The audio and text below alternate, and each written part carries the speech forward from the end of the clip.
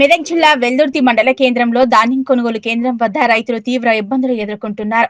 కొనుగోలు కేంద్రం ప్రారంభించినప్పటికీ అధికారులు తూకం వేయటం ప్రారంభించకపోవడంతో ఇబ్బందులు ఎదుర్కొంటున్నామని ఆవేదన వ్యక్తం చేస్తున్నారు. తుఫాను ప్రభావం వల్ల వర్షాల కారణంతో ధాన్యం తడిసిపోయి నష్టపోతున్నామని రైతులు చెబుతున్నారు.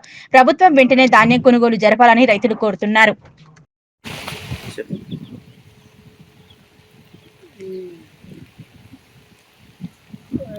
ధాన్యము రైతులము మంచి ఇలా ఎలుగులో వస్తే కూడా స్టార్ట్ అవుతలేదు. అయితే వర్షం పడుతుంది, ఇంకా కూడా ఇబ్బంది బాగా ఉంది.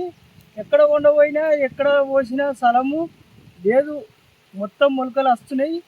చాలా ఇబ్బంది అంటే కాలువలు పెట్టుడు, ఇవన్నీ చేసుడు, బండ మీదకి అక్కడ ఇక్కడ కిరాయిలు, ట్రిప్పుకు 1000 రూపాయల కిరాయి అంటారు. ఏంటి గుడ్క పని చేస్తలే ఒడ్లు, ఇవి ఏం గుడ్క పనికి వస్తలేవు.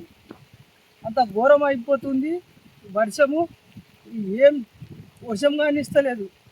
మళ్ళీ ఇంకా ఇంట్లో ఎలుగుల ఎగవేయమంటారు. ఒడ్లు ఇట్లా మంచిగా ఉండగా ఇంత ఇబ్బంది వస్తుంది. ఈసారి అంత ఇబ్బంది ఎప్పుడు కుడకలేదు. ఇది